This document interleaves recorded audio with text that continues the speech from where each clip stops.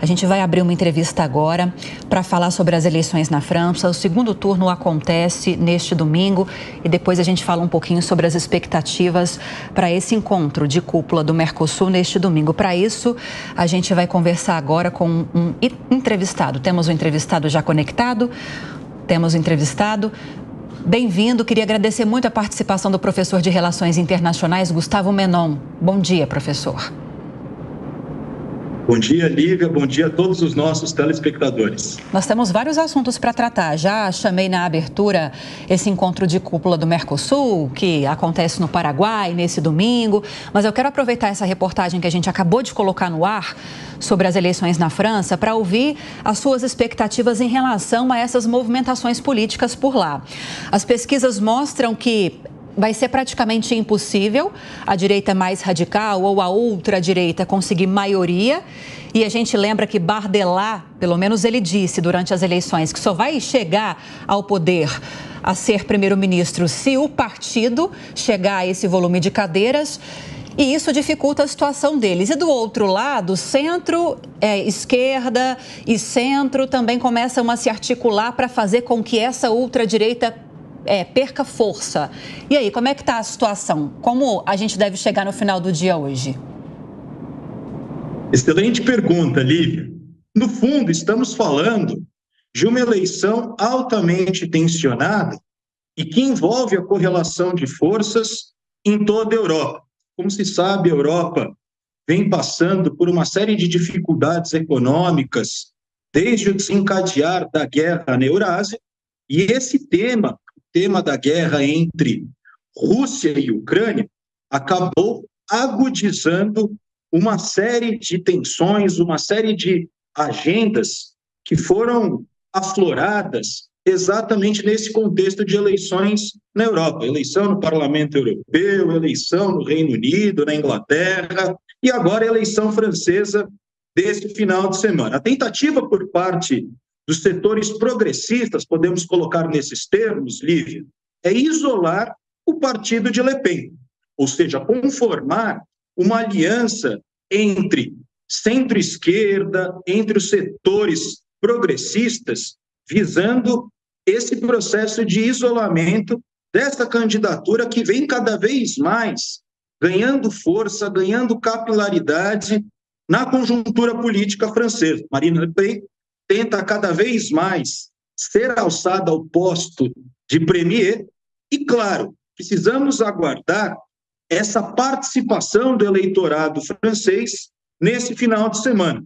Essa participação certamente será decisiva para o resultado final e também mexerá com temas como a questão migratória, mais do que isso, a política econômica do país, que está na eminência também, Lívia, da promoção dos Jogos Olímpicos no presente mês. Professor, bom dia.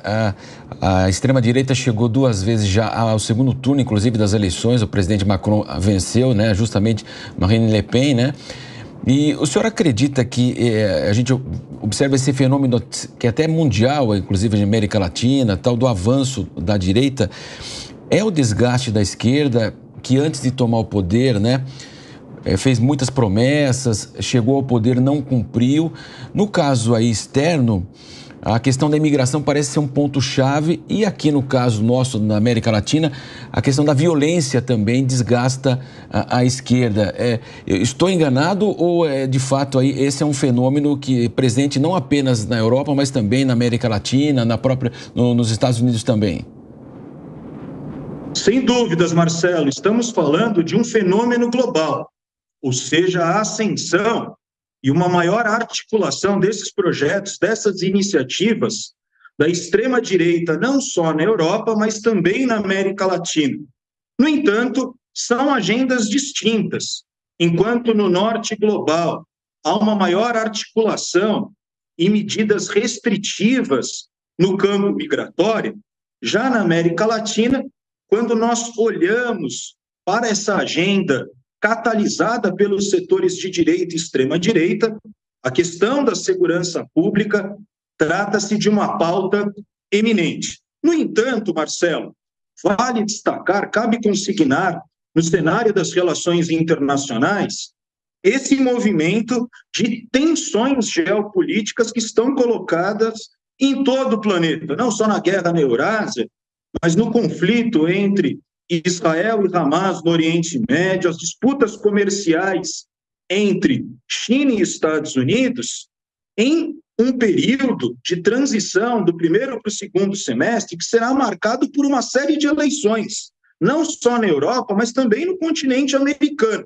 E é bem provável que os impactos da eleição nos Estados Unidos tenha ecos, tenha influências na conjuntura latino-americana, já que estamos falando à esteira desse processo de grandes eleições, Marcelo, de eleições sendo articuladas no âmbito municipal frente à realidade brasileira, as eleições nos países vizinhos, como é o caso de Uruguai e Venezuela.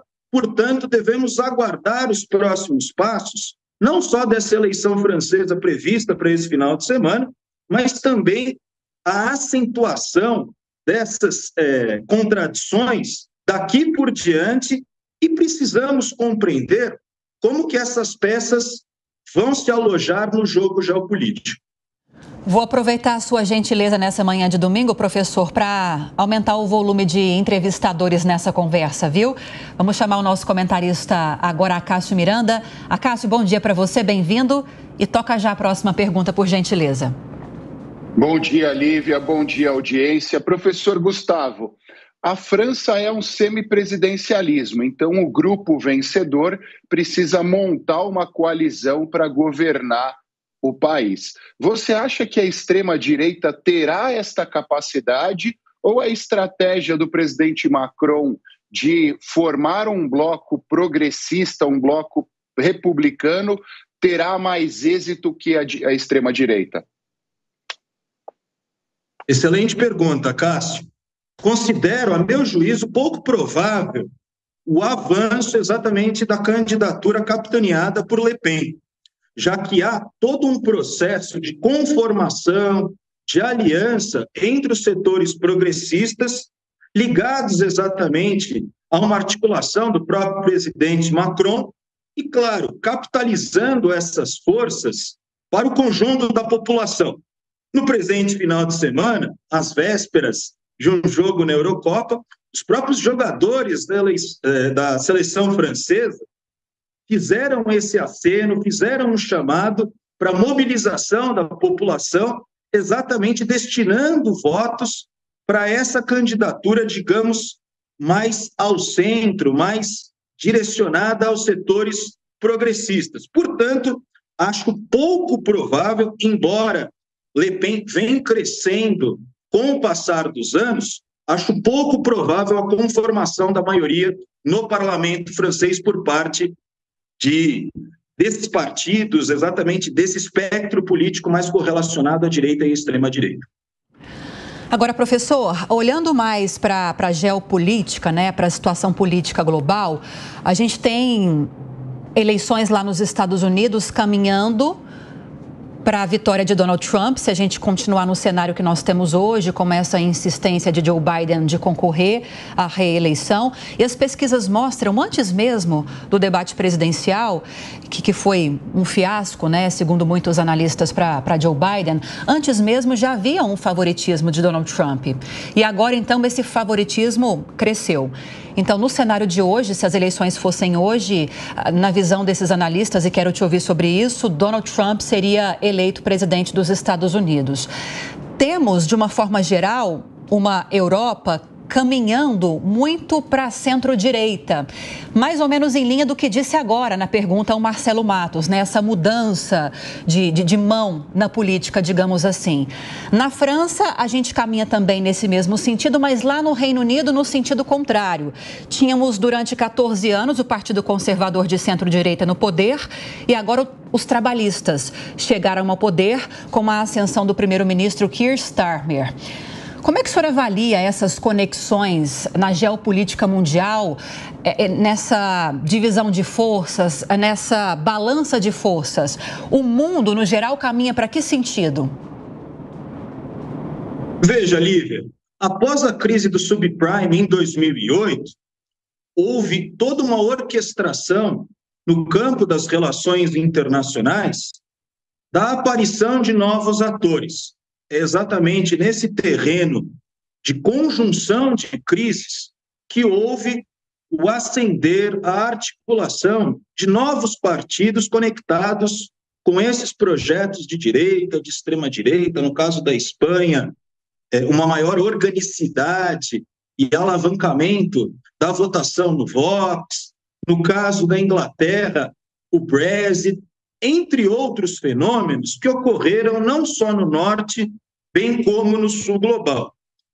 Na minha avaliação, ao que me parece, trata-se de um fenômeno vinculado nessa primeira metade do século XXI, onde há a destituição de partidos tradicionais e, ao mesmo tempo, a entrada de novos atores. Então, nessa era da digitalização, nessa era de hegemonia do capital financeiro, há uma série de tensões no campo geopolítico, e isso se faz valer nos processos eleitorais. Como você bem disse, Lívia, o caso inglês é um caso sintomático, uma vez que há a retomada do Partido Trabalhista após um longo período articulado pelos conservadores.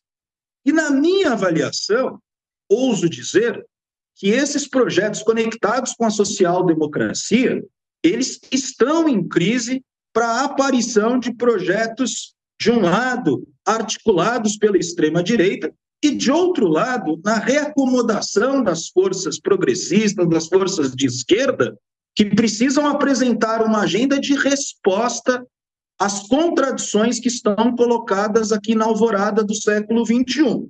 Na América Latina não é diferente. Temos um Mercosul bastante fragilizado, uma reunião de cúpula que será realizada no início dessa semana, em um cenário de desintegração econômica e fragmentação política. Sem dúvida, professor, chegamos então a essa questão do Mercosul, né, e cada vez mais a inserção de países, e isso de fato acaba sendo importante, mas o próprio bloco em si, professor, ele vai perdendo sua eficácia. Por exemplo, o setor automotivo, né?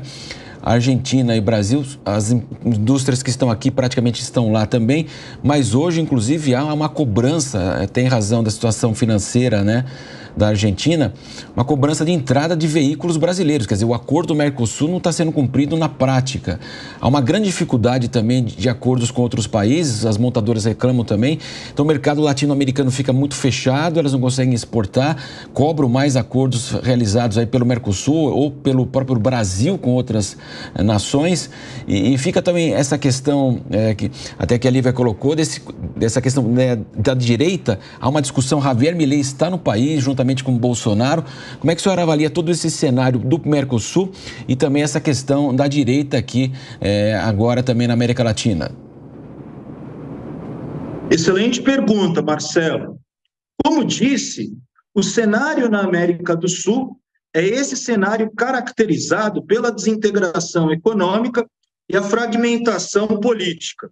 Isso se expressa na composição, na correlação de forças do atual Mercosul, que, embora, por mais que avançou na aprovação da adesão da Bolívia ao bloco, veja que há notórias fragilidades. A título de referência, Marcelo, estamos falando aqui de países que fundaram o Mercosul, no caso, as duas maiores economias da América do Sul, Brasil e Argentina, que estão em lados opostos.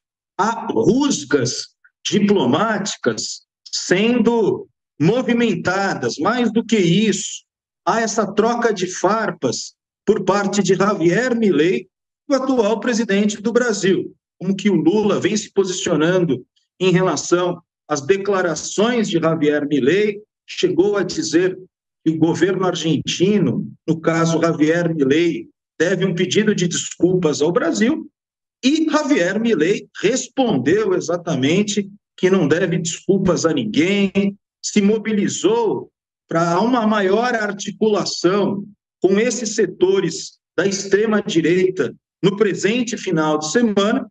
E no caso do Mercosul, vale dizer, vale consignar, Marcelo, Estamos falando de um bloco que foi essencial para a redemocratização tanto do Brasil bem como da Argentina. Aquilo que acabou desafogando no chamado Tratado de Assunção de 1991, que incorporou também ao bloco não só a economia paraguaia, mas também a economia uruguaia. E quando a gente olha para essa atual correlação de forças no Mercosul, 3 dos 4 países fundadores estão mais conectados com a agenda de direita e, no caso da Argentina, de uma extrema-direita em ascensão.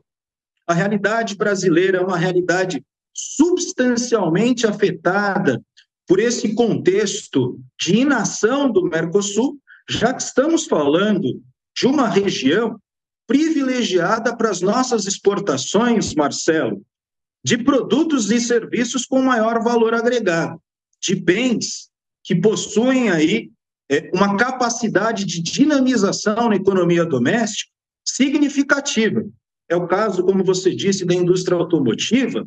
Então, essas correntes de comércio, elas precisam ser fortalecidas no comércio intra-regional, e é por isso que o Brasil, o Itamaraty, o Ministério das Relações Exteriores, entende, exatamente na promoção desse mercado comum, um elemento estratégico para uma inserção mais autônoma do Brasil no campo das relações internacionais.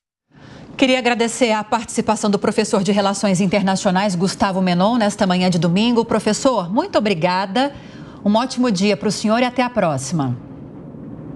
Muito obrigado, Lívia. Bom final de semana a todos os nossos telespectadores. Eu estou à disposição de vocês. Obrigada.